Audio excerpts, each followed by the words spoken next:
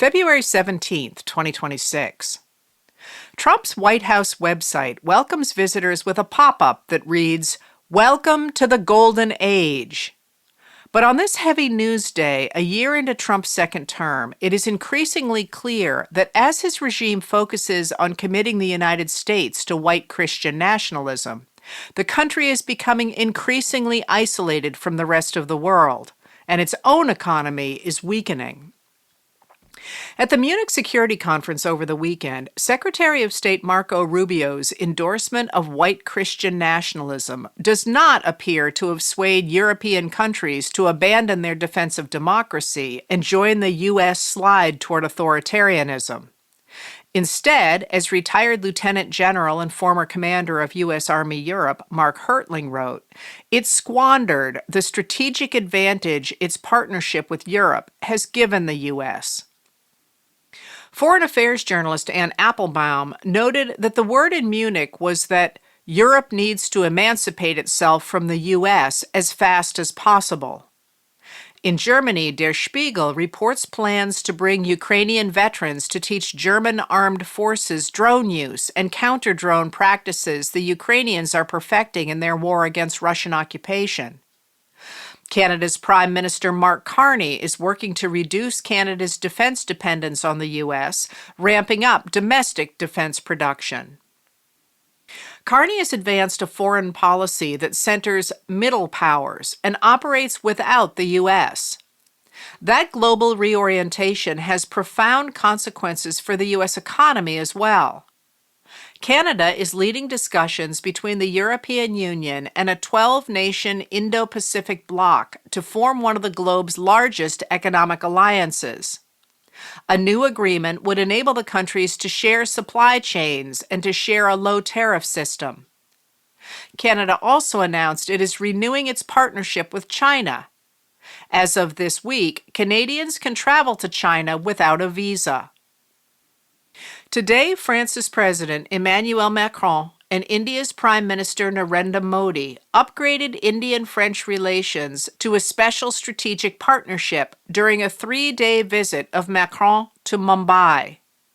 They have promised to increase cooperation between the two countries in defense, trade, and critical materials. Trump insisted that abandoning the free trade principles under which the U.S. economy had boomed since World War II would enable the U.S. to leverage its extraordinary economic might through tariffs.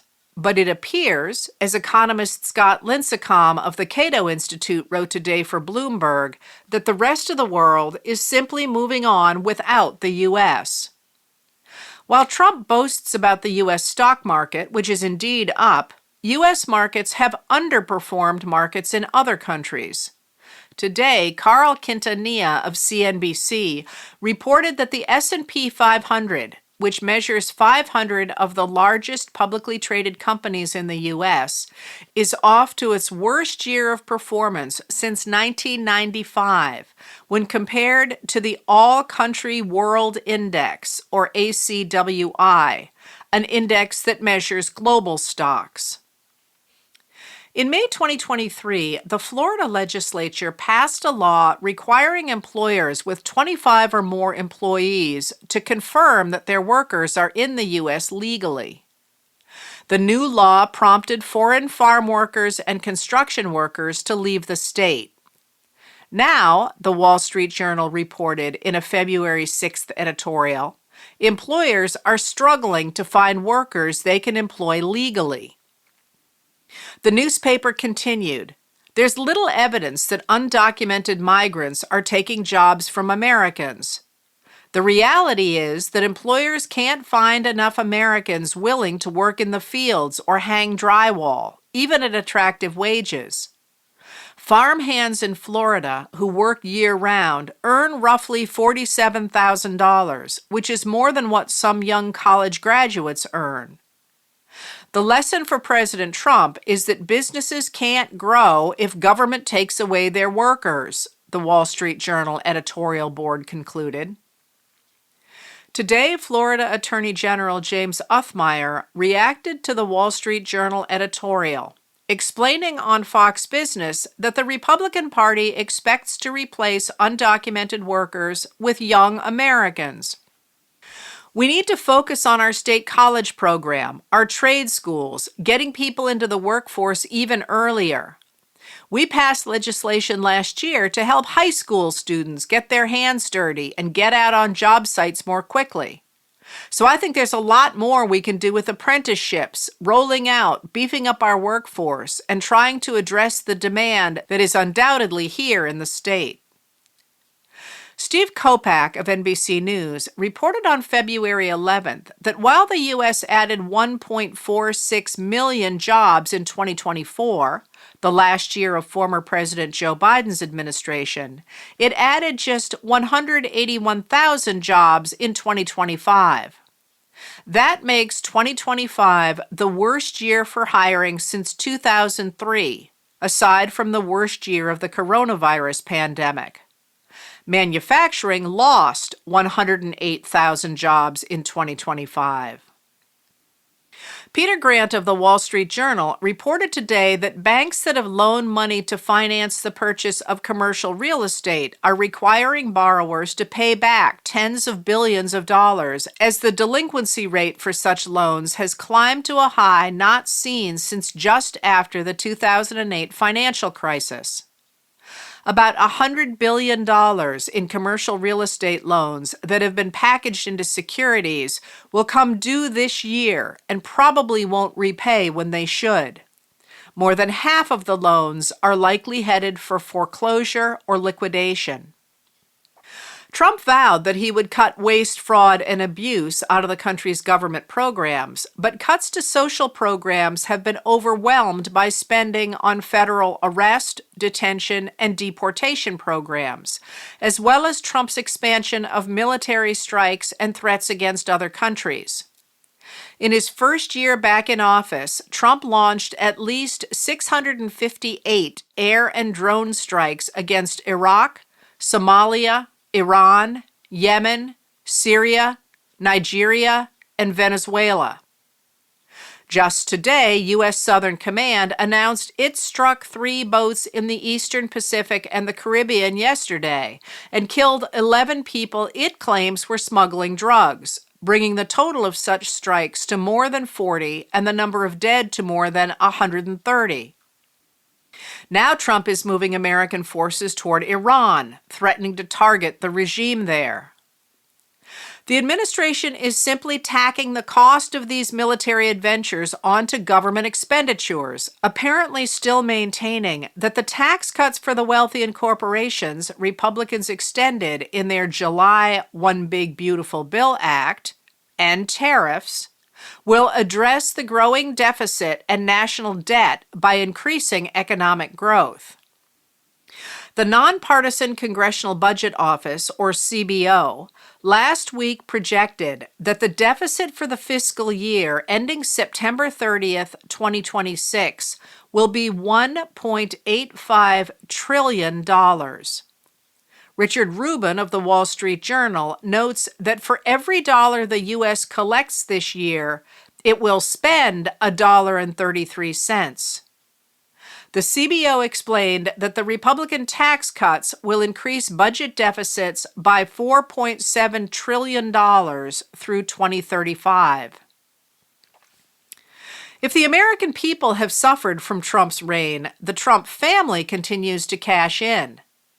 Today, Trump's chair of the Commodity Futures Trading Commission, Michael Selig, announced he will try to block states from regulating prediction markets, saying they provide useful functions for society by allowing everyday Americans to hedge commercial risks like increases in temperature and energy price spikes. Republicans insist that prediction markets are more like stock trading than like betting. But a group of over 20 Democratic senators warned last week in a letter to Selig that prediction market platforms, where hundreds of millions of dollars are wagered every week, are offering contracts that mirror sportsbook wagers, and in some cases, contracts tied to war and armed conflict. They added that the platforms evade state and tribal consumer protections, generate no public revenue, and undermine sovereign regulatory regimes, and urged Selig to support regulations Congress has already put into law. Prediction markets also cover the actions of President Trump, whose son Don Jr. is both an advisor to and an investor in Polymarket and a paid advisor to Kalshi. Polymarket and Kalshi are the two biggest prediction markets, and both are less regulated than betting sites. The Trump family has announced it is starting its own Truth Predict. David Uberti of the Wall Street Journal reported that Eric Trump is investing heavily in drones, particularly in Israeli drone maker Extend, which has a $1.5 billion deal to merge with a small Florida construction company to take the company public.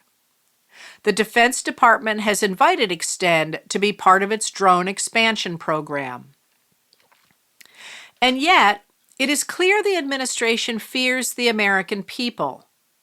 The Minnesota Bureau of Criminal Apprehension, or BCA, a statewide program that specializes in police shootings, said yesterday that it has received formal notice that the Federal Bureau of Investigation, or FBI, will not allow it any access to information or evidence that it has collected related to the shooting death of Minneapolis intensive care nurse Alex Preddy. The BCA says it will continue to investigate and to pursue legal avenues to get access to the FBI files. Fury at ICE continues to mount, with voices from inside the government complaining about Homeland Security Secretary Kristi Noem. Gordon Lubold, Courtney Kube, Jonathan Allen, and Julia Ainsley of NBC News reported today on her alienation of senior officials at the Coast Guard as she has shifted their primary mission of search and rescue to flying deportation flights. Noem's abrupt removal of Coast Guard Commandant Linda Fagan, only to move into her vacated housing at Joint Base Anacostia Bolling herself, also rankled, along with Noem's lavish use of expensive Coast Guard planes. Daniel Lippman and Adam Wren of Politico reported today that Noem's spokesperson, Tricia McLaughlin, is resigning. Marissa Payne of the Des Moines Register reported today that in Iowa, Republican state lawmakers are working to rein in the power of the state governor before the 2026 elections, a sure sign that they are worried that a Democrat is going to win the election. That fear appears to be part of a larger concern that the American people have turned against the Republicans more generally. Last night, late-night talk show host Stephen Colbert told viewers he had been unable to air an interview he did with a Democratic candidate for the U.S. Senate from Texas, James Tallarico. I was told that not only could I not have him on, I could not mention me not having him on, Colbert said. And because my network clearly doesn't want us to talk about this, let's talk about this. Tallarico is a Texas state lawmaker studying to be a minister who criticizes the Republican use of Christianity as a political weapon. Such politicization of Christianity both distorts politics and cheapens faith, he says. The true way to practice Christianity is simple but not easy, he says. It is to love your neighbor. Political positions should grow out of that, to feed the hungry, welcome the stranger, and heal the sick. There is nothing Christian about Christian nationalism, he told Colbert. It is the worship of power in the name of Christ, and it is a betrayal of Jesus of Nazareth. Although Tallarico is locked in a tight primary battle with Representative Jasmine Crockett, his message offers a powerful off-ramp for evangelicals uncomfortable with the administration, especially its cover-up of the Epstein files. Without evangelical support, MAGA Republicans cannot win elections. Tallarico has the administration nervous enough that Federal Communications Commission, or FCC, Chair Brendan Carr opened an investigation of the morning talk show The View after Tallarico appeared on the show earlier this month. Lawyer Adam Bonin explained that Carr changed the FCC's enforcement of the equal time rule, which is not the fairness doctrine. It says that when broadcast networks, not cable, give airtime to someone running for office, they have to give the same time to any other candidate for that office. The obvious exception is when a candidate does something newsworthy outside of the race, in which case a network can interview that person without interviewing everyone else. For 20 years, that rule has applied to talk shows, but Carr announced last month that if a non-news talk show seems to be motivated by partisan purposes, then it will not be exempt. For Colbert's show, it would have meant that after interviewing Tallarico, the network would have had to give equal time to all other Democrats and Republicans running for the Senate seat.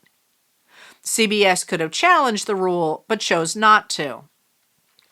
Why is the administration worried about Tallarico in a state Trump won in 2024 by 14%? I think that Donald Trump is worried that we're about to flip Texas, Tallarico said. Across the state, there is a backlash growing to the extremism and the corruption in our politics. It's a people-powered movement to take back our state and take back our country. As of 11 o'clock tonight, Colbert's 15-minute interview with Tallarico has been viewed on YouTube 3.8 million times. Forbes says it is Colbert's most watched interview in months.